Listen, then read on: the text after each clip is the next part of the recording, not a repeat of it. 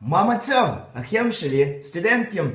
עכשיו במיוחד לקראת תקופת מבחנים, מוזמן אתכם לקחת אצלי, מיכאל, שיעורים פרטיים. פותר תרגילים במתמטיקה, עוזר בסטטיסטיקה, טיפים עם בחורות, ואם יש זמן, מורה לגיטרה בס. אז אם את או אתה צריך עזרה לפני תקופת מבחנים באוניברסיטה, אתם יכולים להתקשר אליי, להשאיר טלפון, ואני אחזור אליכם. עכשיו שאתם מכירים אותי, אתם יודעים, מיכאל הוא לא רק מורה, הוא גם אח על מלא. אז סחבקים, אם אפשר כל סטודנטים לעשות לייק, שייר וקומנט, ואז אני אהיה מאוד שמח. אולי ניפגש פעם אחרת. תודה רבה. ביי.